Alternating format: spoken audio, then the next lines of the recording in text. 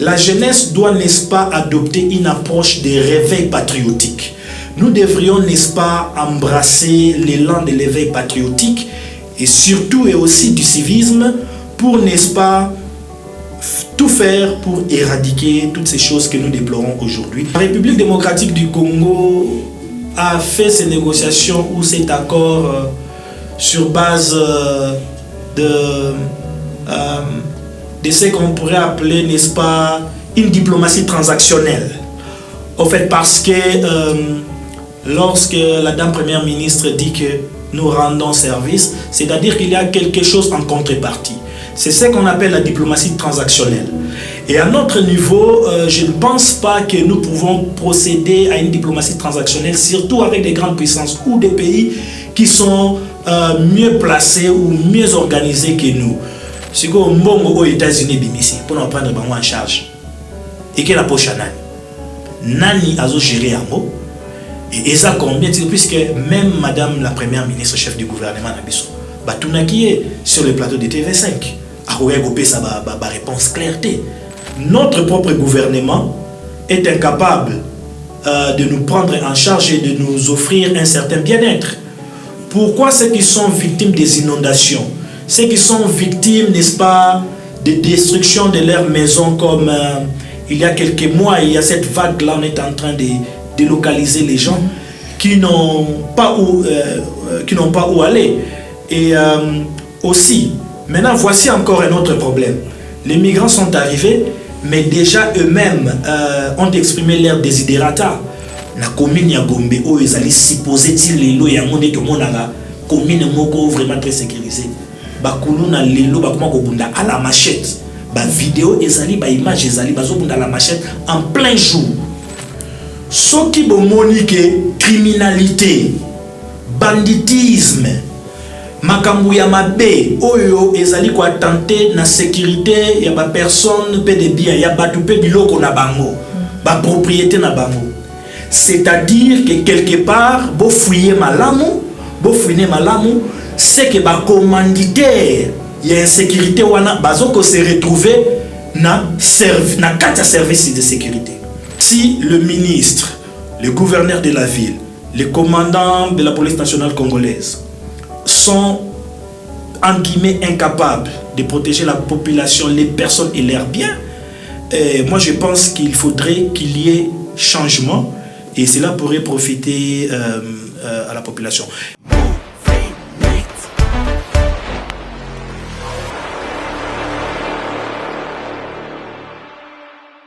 Chers internautes, bienvenue sur votre chaîne Movinit. Nous nous retrouvons aujourd'hui dans le cadre de notre émission Congo, mon beau pays. Aujourd'hui, nous allons parler de l'insécurité grandissante dans la ville de Kinshasa. Nous allons également parler de l'arrivée à Kinshasa des migrants expulsés des États-Unis. Pour aborder ces sujets d'actualité, je ne suis pas seul. J'ai à mes côtés M. Richman Mutono, qui est analyste politique. Monsieur Richman, bienvenue. Merci Madame Agneau et tout le plaisir est pour moi de me retrouver encore une fois sur votre plateau. Merci. Ok. Nous abordons directement le premier sujet, c'est-à-dire l'insécurité grandissante dans la ville de Kinshasa. Monsieur Richman, j'aimerais que vous puissiez nous dire à qui incombe premièrement la responsabilité de sécuriser la ville de Kinshasa. C'est le gouverneur de la ville de Kinshasa, le VPM de l'intérieur ou bien encore le commandant de la police? Merci bien madame pour la question. J'espère que les responsabilités sont partagées en ce sens que la sécurisation de la population congolaise en général et en particulier la population quinoise devrait être, n'est-ce pas, partagé entre les trois personnalités que vous avez évoquées, ou encore ça doit être une sécurité échelonnée. Je m'explique.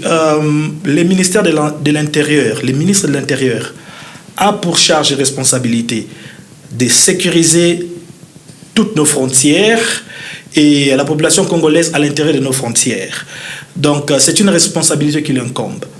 Et au niveau provincial de la ville-province de Kinshasa, le gouverneur joue aussi un rôle aussi à ne pas négliger. Et bien évidemment, les commandants de la police de la ville-province de Kinshasa en ont aussi une responsabilité. Moi, je crois que toutes les trois personnalités doivent travailler en synergie. Donc, la responsabilité de l'insécurité ou même de la sécurité de la population congolaise, de la population quinoise, incombe au ministre de l'Intérieur, au gouverneur de la ville de Kinshasa et en même temps au commandant de la ville-province de Kinshasa. Est-ce que vous pouvez nous dire ce que vous pensez de la motion de défiance à l'encontre du ministre du VPM de l'Intérieur? Bien, en fait, nous avons suivi ce qui se passe, même par rapport à la motion de défiance, ce qui se passe à l'Assemblée nationale. Bon, ce que je comprends, c'est qui, n'est-ce pas, ont soumis cette motion de défiance, ont d'une part raison. Pourquoi je pourrais le dire? Je le dis parce que lorsque nous observons tout ce qui se passe, puisque l'insécurité est tellement galopante que ça devient inacceptable. À un certain niveau, la responsabilité des gouvernants doit se faire sentir sur les terrains. C'est-à-dire que lorsque les gouvernements implémentent des lois ou des actions de sécurité pour sécuriser la population quinoise, la population congolaise, les effets, l'impact doit se sentir sur terrain au niveau le plus bas de la population. C'est-à-dire que ça ne doit pas être une sécurité sélective. Ça doit être une sécurité qui couvre toutes les couches confondues de la population, que ce soit les plus grands aux plus petits. Comme vous venez aussi de le dire, ce que je pense est que cette motion, les députés l'ont soumise parce qu'au fait, ils ont une charge ou une tâche de défendre la population tout entière. Et ils l'ont fait basé sur ce qu'ils ont reçu comme écho, comme communication de la part de la population, de notre population. Si la population est en train de réclamer chaque jour qu'elle se sent en insécurité, qu'elle est en danger, il y a des morts chaque jour, que ce soit dans des commerces, que ce soit des attaques dans des maisons, et je pense qu'ils ont pleinement raison de soumettre la motion de défiance, mais la plus grande question est que est-ce que cette motion aboutira? Parce que nous connaissons aussi ce qui se passe dans l'espace politique et notamment dans nos institutions. La cause ou la raison peut être bonne, mais en fait, pour certaines raisons, d'autres acteurs politiques et pour certaines personnes qui sont aussi sous-traitées, ils peuvent s'y opposer, quand bien même la personne pour laquelle on a soumis la motion de défiance n'est pas capable d'endiguer l'insécurité dans la ville de Kinshasa. Par là, je voudrais parler qu'il pourrait aussi y avoir monnayage de certains députés et de certains autres sous-traitants de la politique congolaise liés à cette action politique pour peut-être faire échouer. Mais s'il faut qu'il y ait remplacement, il y a un jargon français qui dit qu'on ne change pas l'équipe qui gagne. C'est-à-dire, si le ministre, le gouverneur de la ville, les commandants de la police nationale congolaise sont, en guillemets, incapables de protéger la population, les personnes et leurs biens, moi je pense qu'il faudrait qu'il y ait changement et cela pourrait profiter à la population. Et une chose en quelques secondes qui me vient en tête est que des fois, je pense que même changer les personnes qui sont censées nous protéger dans la ville de Kinshasa, si cela n'est pas un problème assez crucial, donc il faut penser, n'est-ce pas, à l'outil de travail et à la motivation de ceux qui doivent faire le travail sur terrain. Par là, je parle des services de sécurité, notamment notre police nationale congolaise. Merci. Vous avez dit tout à l'heure que la sécurité dans la ville de Kinshasa doit se faire en collaboration avec le ministère de l'Intérieur, le chef de la police et le gouverneur de la ville de Kinshasa. Mais il semble qu'on s'en prend seulement au VPM de l'Intérieur. Qu'en est-il du gouverneur de la ville de Kinshasa et du commandant de la police? Apparemment, jusque-là, on dirait qu'ils n'ont pas été inquiétés. Justement, madame, c'est comme je le disais tantôt que les responsabilités sont partagées. Donc, c'est-à-dire que condamner les ministres de l'Intérieur seuls, ça sera une erreur. Tout le monde, n'est-ce pas, a une partition à jouer dans la conception de la politique sécuritaire de la ville capitale de Kinshasa. La ville de Kinshasa étant notre capitale, et à l'ère actuelle, en plein 21e siècle, où même la technologie sécuritaire est avancée, qu'est-ce qui fait que nos autorités, le ministre de l'Intérieur, le gouverneur de la ville de Kinshasa, le commandant de la PNC, n'arrivent pas à endiguer cette situation?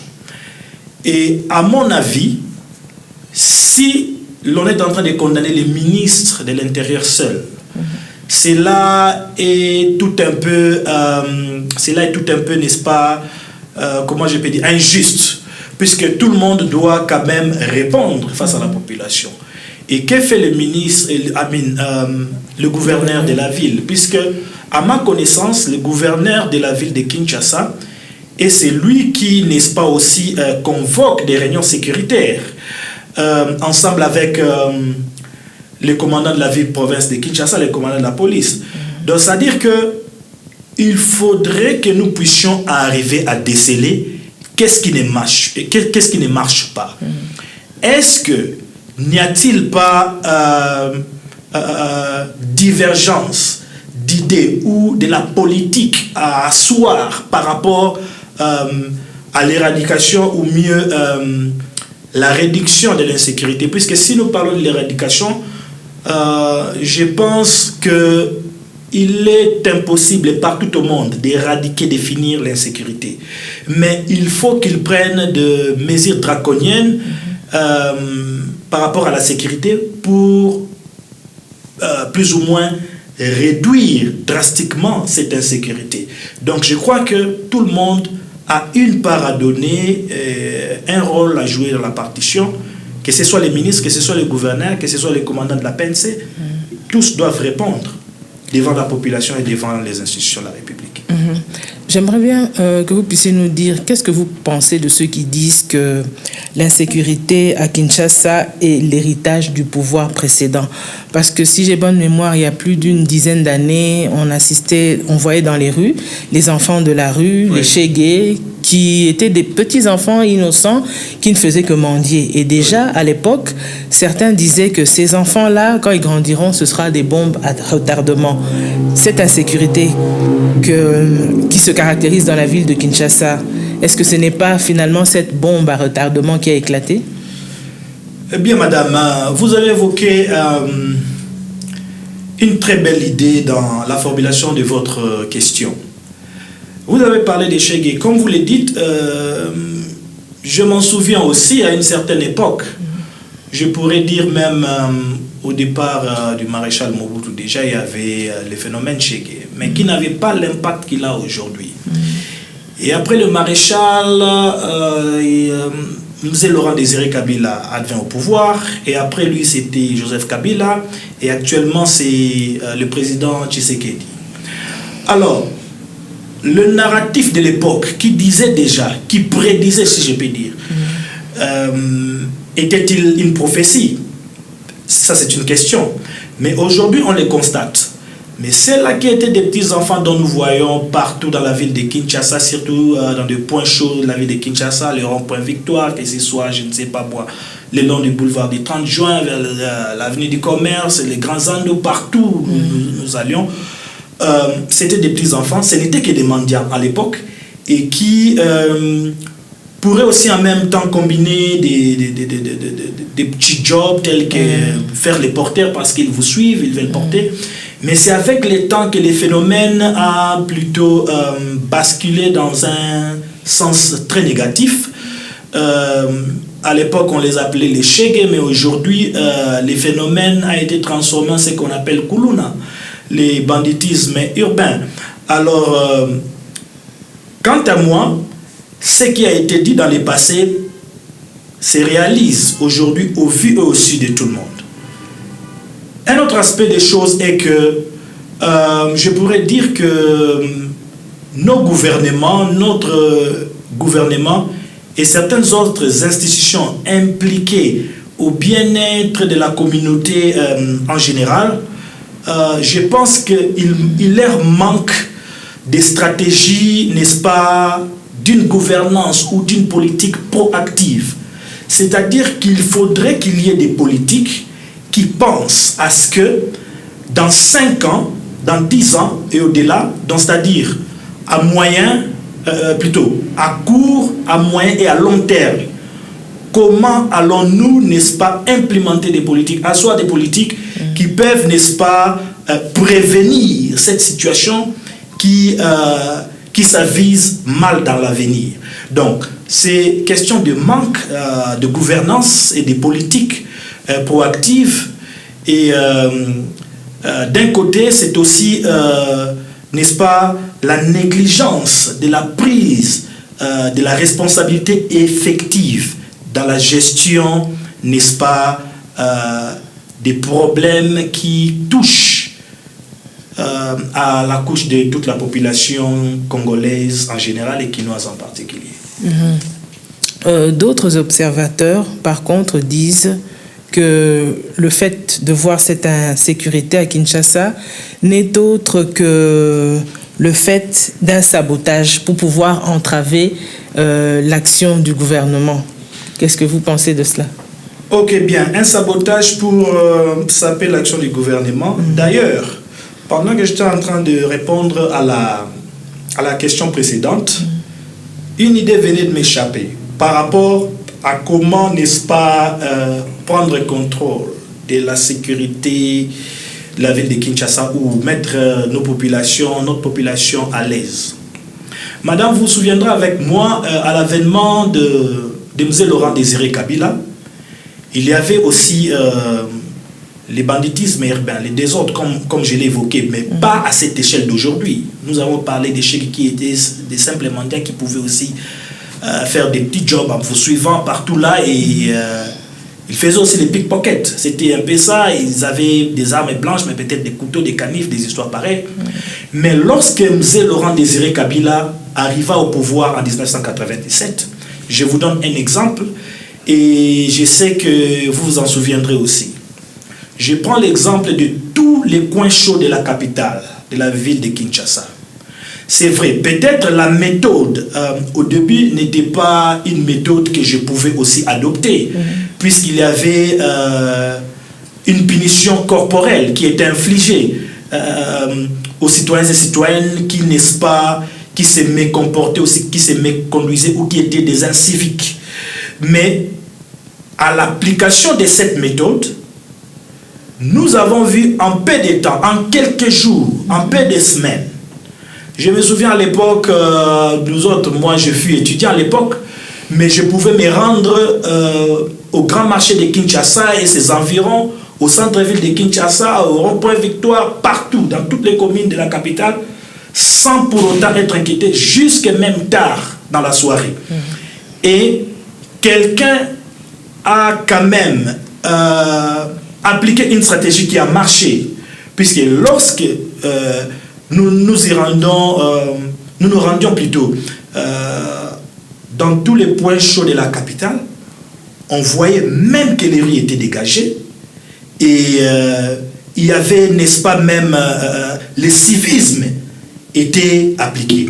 Alors, pour dire que la politique du gouvernement est sapée, mais il faut, n'est-ce pas, d'abord se questionner qui l'a dit.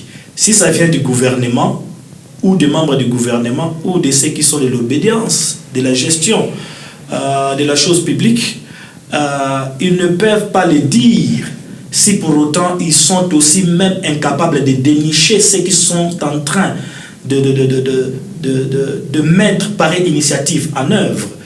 Ça pourrait être une vérité, ça pourrait être une réalité, mais je crois que le gouvernement, les gouvernants ont toute responsabilité de tout faire afin même de dénicher ceux-là qui veulent saper la politique du gouvernement.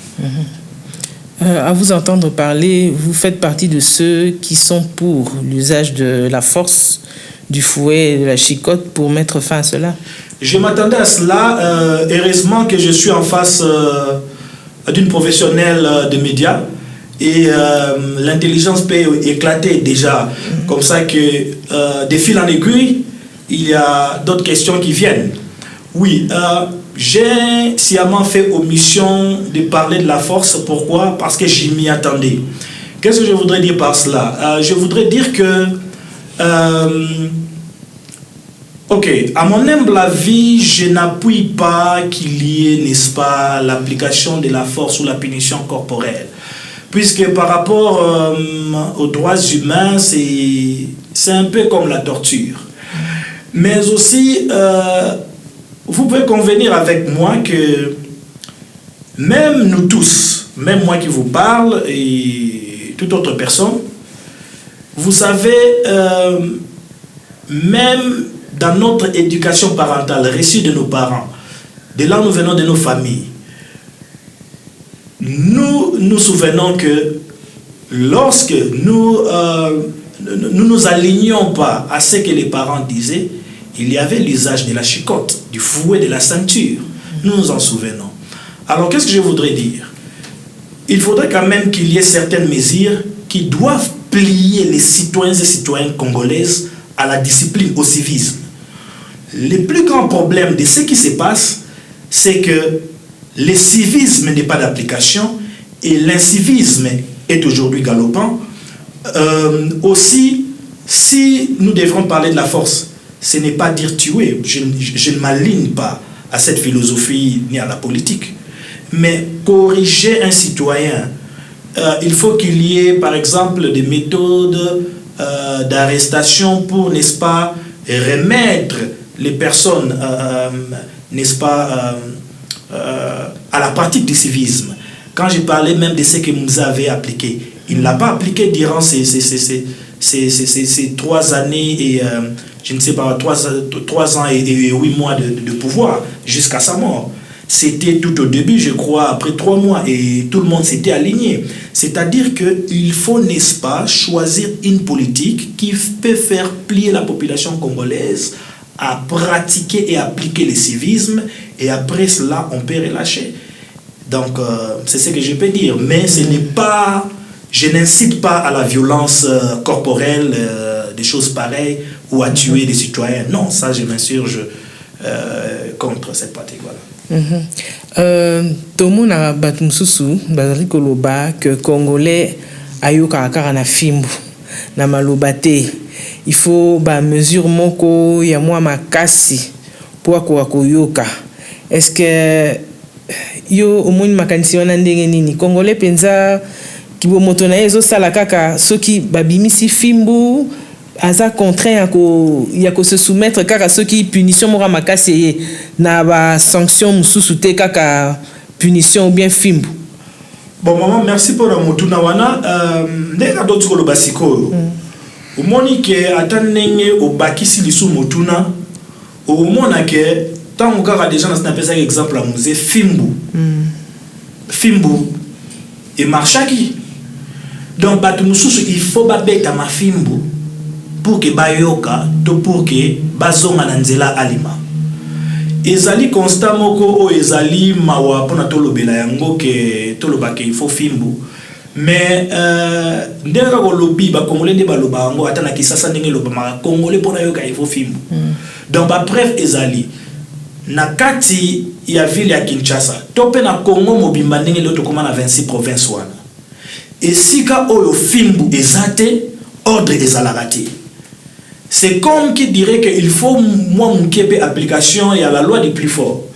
Il y a monde puisque ce qui n'est titolobi fimbu c'est-à-dire que ezaka fimbu ya bobeta te fimbu simbeli mutubwe et lingi pe ko lobake bozui mikano moko ya makasi oyo esengeli batu oyo bazali ba hors la loi bato baza ko respecter mibe côté puisque batu oyo bazo sala ben civisme wana banditisme wana ba insécurité bazo causer yango na population tout entière peut-être tant que peut-être été car va continuer à épargner parce que bango bazala escorter bango basana ba garde ezala ya armée na biso mapinga na biso ya FARDC na o tupesi longo ya makasi na msala basala quand même na police nationale mais biso ba simple population ndenge tozalaka bongo disséminé na ba 24 communes à Kinshasa wana mutu moko azalaka escorté azate mutu moko azali vraiment protégé donc au moment que même les camps proximité même entre ba service de sécurité baza censé protéger biso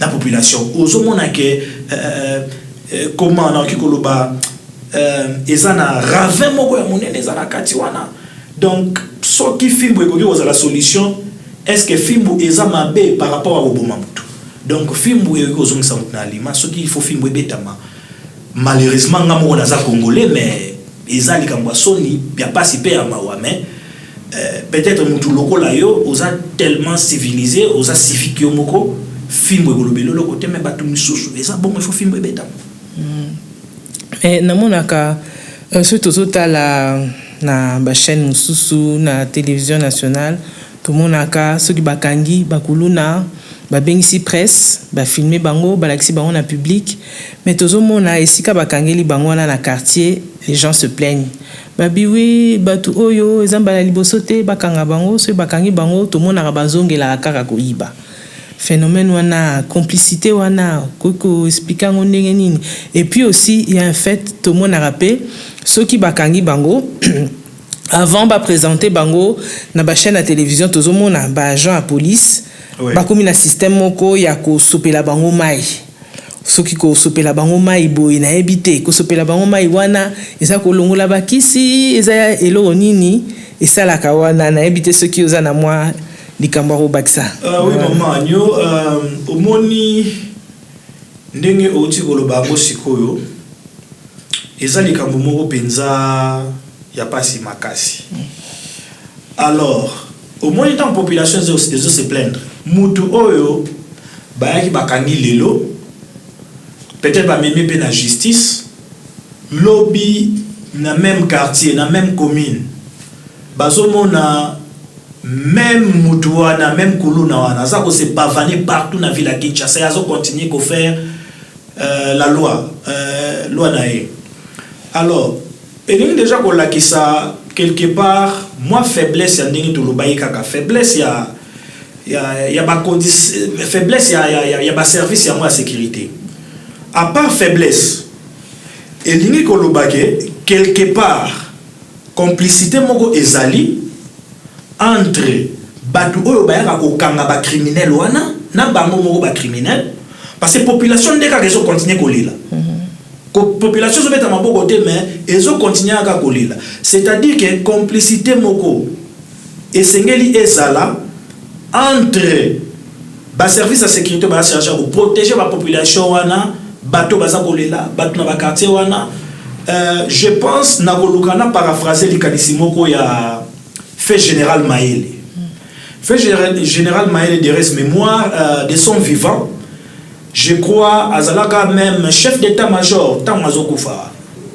Et aloba likambu moko na weseko paraphraser soki likanise bunga muke aloba ke soki bomoni ke criminalité, banditisme, makambu ya mabe oyo ezali ko attenter na sécurité ya ba personne pe de bien ya batu pe biloko na bango ba propriété na bango c'est-à-dire que quelque part bo fouiller malamu c'est que ba commanditaire ya insécurité wana bazoko se retrouver na kati service de sécurité puis c'est inconcevable que ba kangi mutulelo na quartier après 2 jours 3-4 jours to batu ba monaki ke ba arrivé par exemple ko kanga ba criminel ba kuluna to ba salaki irruption na ndako moko na avenue wana na quartier ba sali peut-être organisation na bango ya ko kanga atami baleto moko ba memie peut-être na bureau ya police entre autres na ba quartier na Kinshasa tozana ko ba bengaka ba sous-commissariat qui en passant je dis que na rang na niveau ya mboka na biso ya Congo Tokyo zala na ba sous commissariat ba social ta lolenge wana te parce que ti lelo ezaleti ba kabane banda ko en tol to ba container o ba bayaki na ba dédouanement na bango soit na Matadi soit na nini ali comme na Kinshasa ya monde mutu presque partout c'est la même chose ça na Mbandaka ça na Kisangani ça na Mbujimai na Lumbashi et j'en passe donc au moment que maman population eza na raison donc complicité moko ezawana na kati ya bato bara okanga na bakangeni bango moko et puis ezande na lobaki c'est que ba commanditaire na lobité bango nyonso puisque oyebi partout ezalaka toujours na ba o ba bengaka ba mouton noir donc il faut pe ba continuer biso ba ça la vraiment na complaisance té na bato o bazo pesa ba fonction ba tâche ya ko sala ba service wana ya kokende sur terrain soki ezake bazo sala vraiment ba benga ngonini moizo échappé nga soki bazo sala vraiment casting ya malamu na bato faut ba sala musala wana je pense que bilo walolenga na kesale mate population keleka et la bongote papa Ishmael toza bongo en Afrique du Sud na Johannesburg to ipe que AP insécurité eza makasi. Alors si m'était demandé de vous demander de faire une comparaison entre l'insécurité à Kinshasa et l'insécurité à Djobour, à Johannesburg, là où nous vivons. Qu'est-ce que vous pourrez dire là-dessus? Bon, maman, merci pour la question. Pour la motuna, on a eu la comparaison. Bon, ils na la comparaison n'est pas toujours raison. Mais na la comparaison de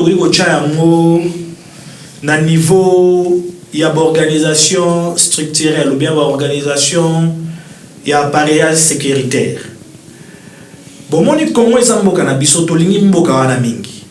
Mais fort malheureusement ce que moi j'ai constaté est na mboka na biso Congo. Même la communauté congolaise na libanda ya ba frontière ya RDC batu bazalaka na likanisia malamu bayoka bango te et puis bapesaka bango chance te que ata likanisi kaka ya pamba ezala du moins appliqué. Alors na ko comparer insécurité à Kinshasa na insécurité à Afrique du Sud na ki ko loba que Afrique du Sud ezali na outil de travail oyo RDC zana moté parce que ata bato bazolanda biso ezate que non koloba vérité ezate ko koina mboka na yo parce que au fait na koloba vérité des lumières il faut apparaître pour tout le monde clair. Donc premièrement Afrique du Sud ezana appareil moko sécuritaire oyo ezali musika à haut niveau comparé na appareil sécuritaire na biso. Deuxièmement, ils ont un outil de travail. Il y a makasi, baza bien équipé, mieux équipé musika que mboka na biso RDC. Et puis troisièmement, par rapport à la gestion et insécurité, ba agent de sécurité Afrique du Sud, baza mieux rémunéré que oya biso mboka na biso. Ne élément moko motivation et pas na bango. Alors en Afrique du Sud, insécurité ali, na Congo pe insécurité ali. Mais ce qui total est le banditisme urbain. Na lobby en Afrique du Sud des athées. Biso to fandi awa. To yebi yango. Mais ezali quand même na ba point moko vraiment otoki ko loba pe reculer ou peut-être bisika ta musubiso to fréquentaka surtout étant pe bapaya na bisika mususu pena ya bana mboka oyo biso pena to tchaka na biso lokolote puisque tozana intérêt moko kuna te lokwa kolukate que là c'est autant kuna te musala osala kuna te business okende osala te pour que les gars pe ane mobimba pe boyo inquiété mais na Congo na oyo ezali même appelé tozwaka na capitale na commune ya Gombe oyo ezali supposé ti lelo yango nde to monaka commune moko vraiment très sécurisée bakulu na lelo bakoma ko bunda à la machette ba vidéo ezali ba image ezali bazo bunda la machette en plein jour oyo na ndimité que non En plus, Gombe wana ya monde zali commune ya ba institution na biso so to ki koloba ba ministère nyonso to be ezala kati ya Gombe ba ministre nyonso na tongo tambala mukake pa na bango ko utata ba commission se retrouver na Gombe. Mais na kati ya esiko bango bazali ba machette ezobima ba biloko ebele tout ça là.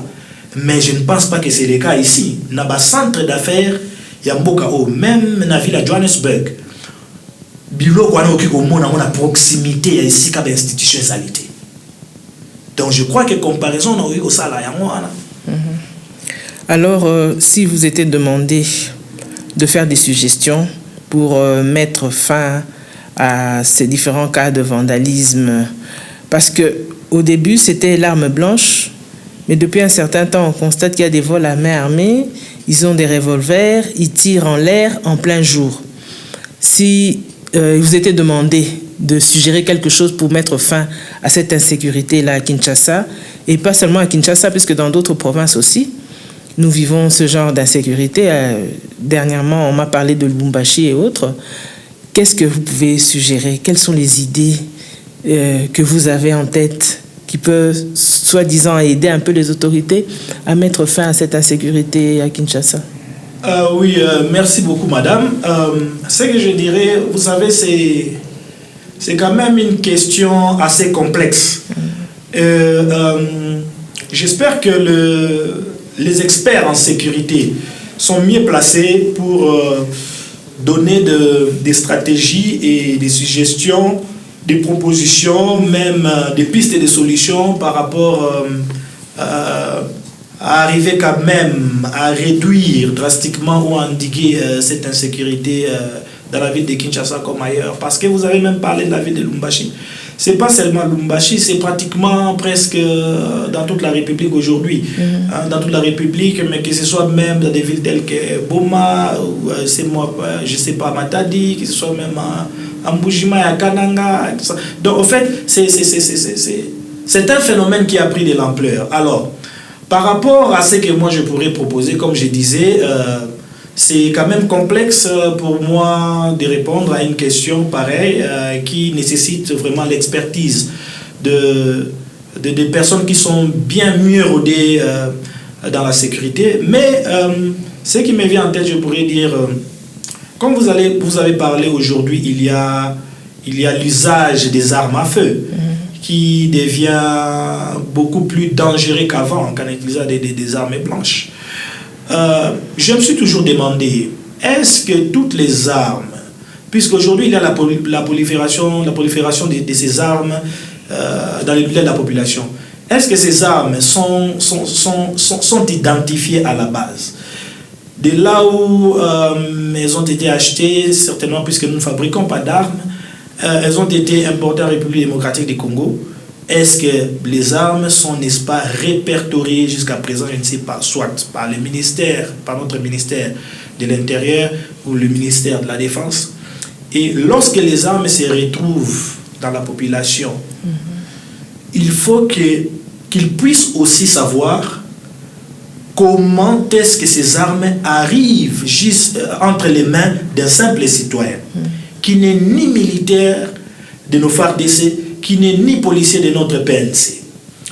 Et deuxièmement, je pourrais dire qu'il faudrait que les institutions habilitées à sécuriser la population puissent penser à, n'est-ce pas, à créer, n'est-ce pas, un rapprochement entre eux et la population à la base, puisque la population devrait avoir un rôle à jouer. À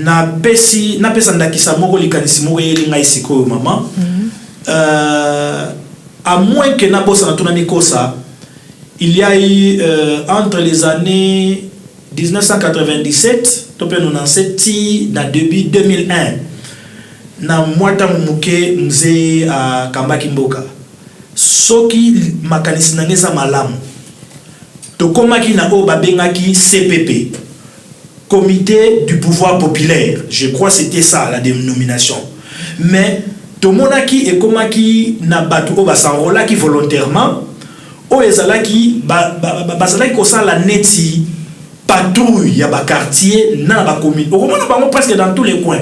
Au long de la quartier d'Abino, qui est dans le quartier Moussoussou, au long du quartier d'Abino, au cause de taxi, je sais pas, taxi bus, aux communes. Ils étaient souvent aux abords, il y a des maisons communales, des instructions, et puis, bakaboli bango selon ba chef na bango de peloton et circuit dans des quartiers.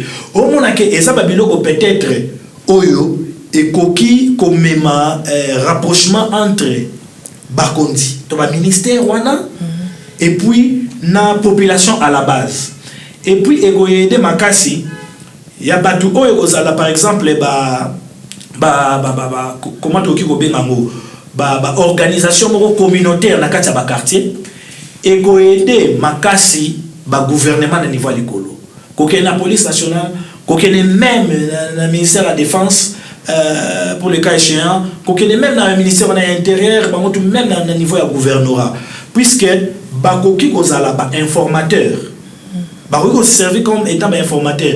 Mais je pense que question que se poser sur la likanisiwana naninde awoki kozala enrôlé. Puis tant que tu enrôlé er mo to ebinde mututé. Même criminel ou pour contrôler bien la situation de l'intérieur. Donc je crois que Makanisi est belé et puis dans le quartier il faut s'organiser et puis likanisi mususu je crois ya malamu ya makasi nazo mituna est-ce que lelo natana biso comparé natana au biso dozalai kokola na kisasa wana est-ce que organisation où vraiment il y a un chef du quartier existe à Kalisoussou. Puisque nous autant doit bananiquer et ça là en vogue, et ça là d'application et tout le monde au moment on même un chef de rue, un chef d'avenue. Au moment que chaque week-end, chaque samedi, tout dimanche, au moment que réunion bandé ko sale banalu pangu moko boye, to il y a au wana zali chef d'avenue. Peut-être chef à quartier et puis tant mususu ba chef à quartier au mona ba ko sangana na moment moko boy une fois les mois bango nous sur quartier moko boy na place au ba yokani na bourgmestre aye bazali ko mettre en place ba stratégie comment tout se sécuriser na ba venir na biso na ba quartier na biso na ba commune na biso. Donc voilà, les stratégies moko peut-être ba continue faut ba en application. Ok, merci beaucoup, Monsieur Richman. Je vous propose de pouvoir aborder notre deuxième sujet, l'arrivée à Kinshasa des migrants expulsés des États-Unis. Je me rappelle qu'il y a quelques semaines, quand je vous ai reçu, nous avons abordé ce sujet. Maintenant, ça fait à peu près une semaine que le premier groupe est arrivé. Oui. On nous parle de 15 personnes, 7 hommes et 8 femmes. Ils viennent de la Colombie, de l'Équateur et du Pérou. Alors, je ne sais pas, qu'est-ce que vous avez un petit commentaire à faire par rapport à la dernière fois où vous étiez sur ce plateau où ces migrants n'étaient pas encore arrivés? Oui, madame, merci pour cette question. Voilà que en posant votre question, vous avez vous-même fait la rétrospective parce que nous en avons parlé. Je crois 2 semaines en arrière, je crois que ça se trouve dans des archives de votre chaîne, Movinit. Je crois 2 semaines en arrière, lorsque vous m'avez invité ici sur votre plateau, à votre chaîne, nous avons parlé et j'ai, n'est-ce pas, épinglé mes préoccupations par rapport à l'arrivée des migrants. Bien, ça fait plus d'1 semaine qu'ils sont arrivés. Si je ne m'abuse, les 15 premières personnes sont arrivées au 18 avril. Donc, ce qui fait pratiquement 1 semaine depuis qu'ils sont là. Alors, depuis qu'ils sont arrivés, en suivant les informations, en essayant de faire les décryptages, nous avons constaté que la population congolaise, que ce soit avant leur arrivée et même à leur arrivée, la population congolaise n'est pas unanime autour de cette politique du gouvernement ou de nos dirigeants. Puisque aussitôt ils sont arrivés et voilà, nous constatons que c'est vrai, on a dit qu'ils seront pris en charge par le gouvernement américain. Mais lorsqu'ils sont arrivés, nous voyons là où ils sont par exemple logés. Et je crois avoir dit que des genres de situations où la décision qui a été prise par notre gouvernement a été, n'est-ce pas, une décision opaque, puisque ce n'est pas du tout clair. Et aujourd'hui, j'avais aussi parlé de déplacer internes même dans la capitale. Puisqu'il y a eu des gens, par exemple, à cause des inondations qui ont été mis aux encablures de Maluku là-bas, vers Nzélé, je ne sais pas moi, et comparé à la situation de ceux-ci, peut-être quelqu'un me dira, mais le monsieur qui parle est contre la gouvernance, le gouvernement, non, c'est pas ça les problèmes. Le problème, c'est de faire bien les choses. Puisque, quand bien même ces migrants sont pris en charge, entre guillemets, par le gouvernement américain, et cela donne aussi l'impression aux Congolais que notre propre gouvernement est incapable de nous prendre en charge et de nous offrir un certain bien-être. Pourquoi ceux qui sont victimes des inondations, ceux qui sont victimes, n'est-ce pas, de destruction de leur maison, comme il y a quelques mois, il y a cette vague-là, on est en train de délocaliser les gens qui n'ont pas où aller. Et aussi, maintenant, voici encore un autre problème. Les migrants sont arrivés, mais déjà eux-mêmes ont exprimé leur desiderata pour dire que voilà, que ce soit l'accueil, là où ils sont logés, déjà eux-mêmes disent qu'ils ont même beaucoup plus peur d'être à Kinshasa que là où ils étaient en détention aux États-Unis. Donc vous voyez que le développement de cette affaire, je crois que ça aboutira à quelque chose de très négatif avec le temps qui file. J'aimerais avoir votre avis. On n'est pas plus avancé avant leur arrivée que pendant leur arrivée. Il y a tant de points d'interrogation qui persistent, un flou qui persiste. À qui est-ce que ce flou-là est maintenu sciemment et à qui profite-t-il et qui doit nous donner les réponses à toutes ces questions d'après vous? Ben justement, je pense que le flou persiste encore parce que même lorsque nous avons suivi il y a quelques jours l'intervention de la dame première ministre, et nous avons constaté que même ceux qui sont d'obédience du régime ont eux-mêmes critiqué la dame première ministre très farouchement. Et sa sortie par rapport à ces sujets, par rapport à ces problèmes, et même les critiques venant de son propre camp, a donné de l'eau au moulin de l'opposition. Ouais, et moi je pense également que cette affaire continue à entretenir le flou. À qui devrions-nous jeter la responsabilité? Qui doit répondre à cette responsabilité? Cette affaire s'est faite basée sur une certaine diplomatie. Mais je pourrais dire que ça a été une négociation faite par une diplomatie de façade. Parce que lorsque je suivis la dame première ministre, qui est chef du gouvernement, elle a dit que nous sommes en train de rendre service au gouvernement américain. Alors, à mon avis, je pense que même par rapport au rapport de force, ou même par rapport aux capacités de la gestion des choses de la République, des choses de l'État, que ce soit sur le plan économique, sur le plan sécuritaire, comment un pays qui n'est pas à l'échelle ou à la cheville des USA pourrait rendre service à une grande puissance. Donc, le flou est encore entretenu. Je crois que ça a été négocié d'une manière opaque. Donc, jusqu'à présent, nous ne savons pas réellement ce qui a été conclu. Puisque même lorsque les migrants eux-mêmes disent, j'avais encore suivi, je crois, il y a 2 jours, aux informations, même sur des chaînes internationales, où on les a interviewés là où ils sont logés. D'autres ont évoqué qu'ils ont été déjà malades en arrivant depuis les quelques jours. Il y a des cas de fièvre et ceci. Et ils disent qu'aucun professionnel de santé n'est arrivé pour la prise en charge. Alors, parce que ce sont les États-Unis qui prennent en charge, donc l'argent a été défalqué du côté des États-Unis et qui doit, n'est-ce pas, entrer dans les trésors publics de la République démocratique du Congo pour répondre aux besoins de ces migrants.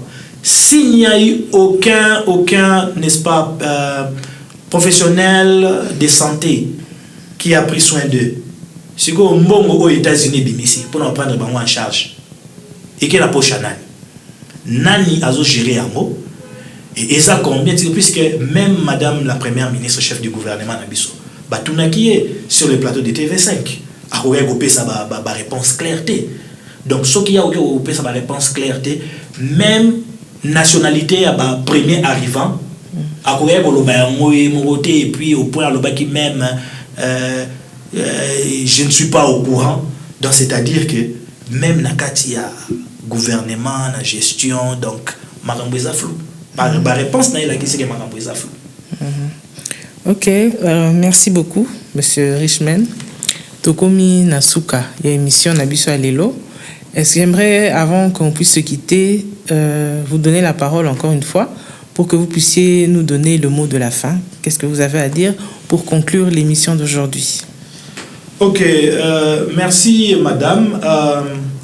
Pour les mots de la fin, et accordez-moi aussi juste quelques secondes pour ajouter à ce que je viens de donner comme réponse par rapport à l'affaire de migrants. Je vous en prie.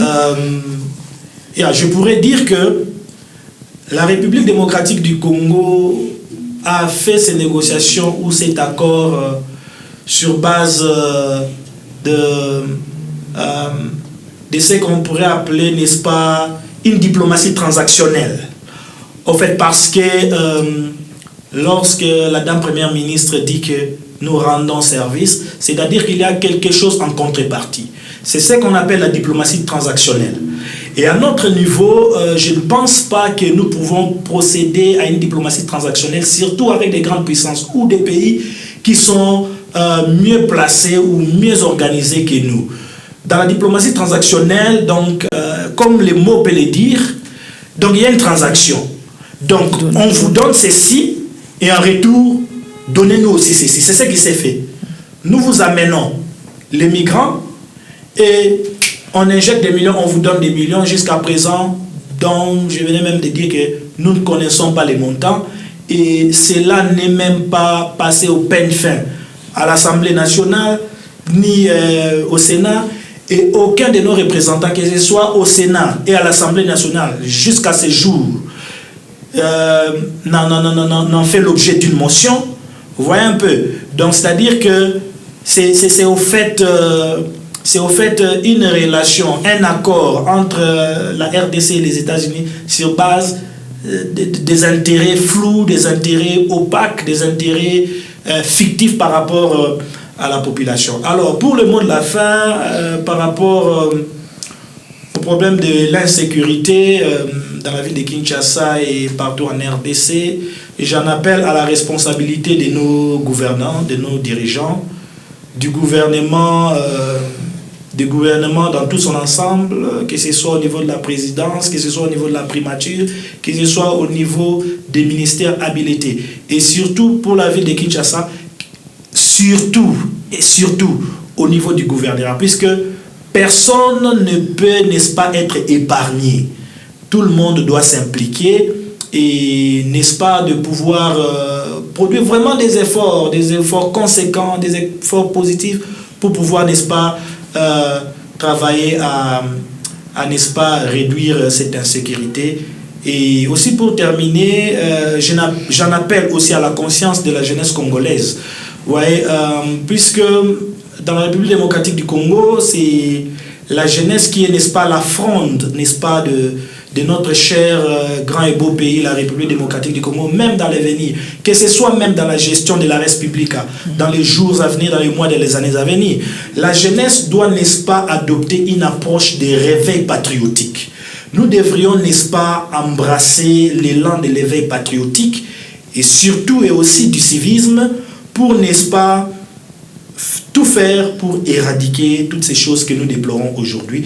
Et nous ne devons pas rester à la merci des gouvernements ou d'une certaine classe politique, que ce soit par rapport à l'âge, disant que Bango Baza Mikolo Biso Toza Bajen, donc on peut être à la merci, on peut les suivre à la queue leu et faire tout ce que bon leur semble. Donc voilà ce que je pourrais lancer comme mot de fin. Et nous aimons vraiment notre cher beau et grand pays, la République démocratique du Congo. RDC toujours dans notre cœur. Voilà. Ok. Monsieur Richman, je vous remercie une fois de plus d'avoir accepté notre invitation. J'espère que ce n'est pas la dernière fois.